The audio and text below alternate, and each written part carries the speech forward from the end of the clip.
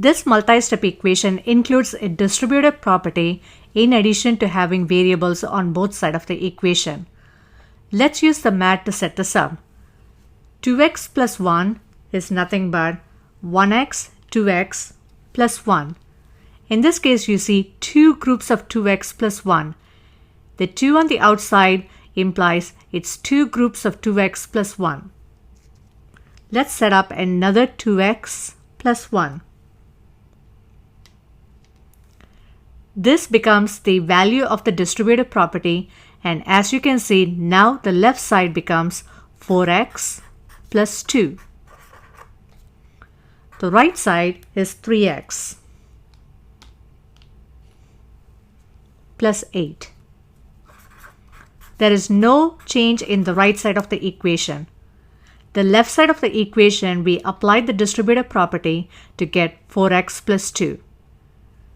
Now you can see there are blue pawns on the left side and the right side of the equation. Remember, what you do to one side of the equation, you need to do to the other side of the equation.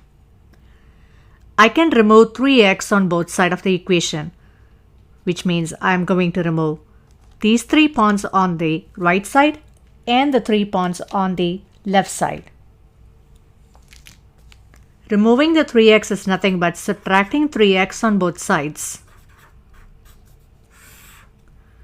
The left side you have x plus 2 equal 8. Let's switch the 8 with 6 plus 2. Now you can see I have a 2 on the left side and a 2 on the right side. I can now balance this equation by removing them off the mat. Subtracted 2 on both sides of the equation. Now the value of x is 6. X is equal to 6.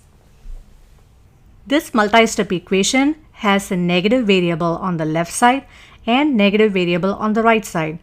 We are going to use the white pawn to represent a negative variable. In the past, we used the blue pawn to represent a positive variable. So since the equation is calling for a negative variable, let's go ahead and use the white pawn.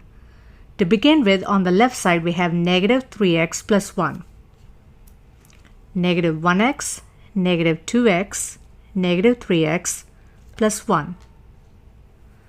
Since we have two groups of negative 3x plus 1, let's repeat the process again. Negative 3x plus 1. As you can see on the left side, the distributing the 2 to negative 3x plus 1 gives us negative 6x plus 2. On the right side, we have negative 2x plus 10.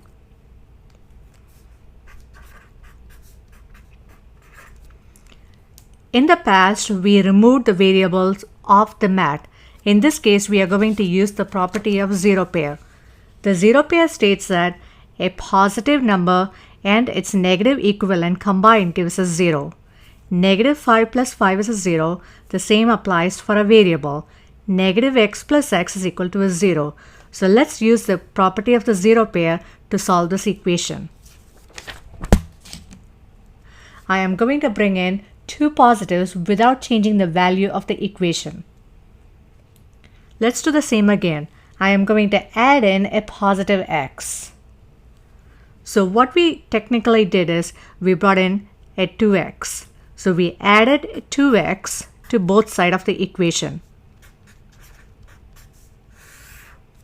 When we added the 2x to the equation, the blue pawn and the white pawn becomes a zero pair. We can take them off the mat. The blue and the white indicates a zero pair. On the left side, the same applies. The blue and the white pawn is a 0. The blue and the white pawn becomes a 0.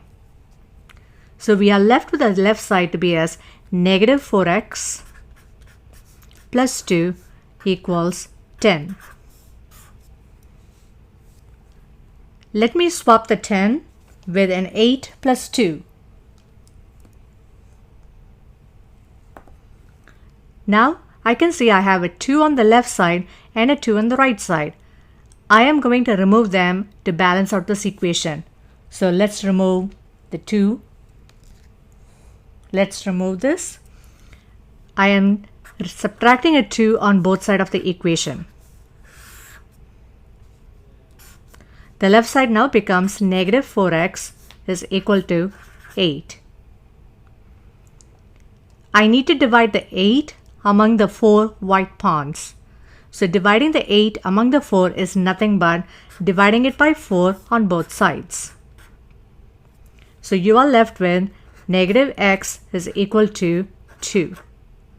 And negative x is equal to 2 is the same as x equals negative 2. Watch another video on this playlist to see how a negative x equals 2 can become a x equals negative 2. Thank you.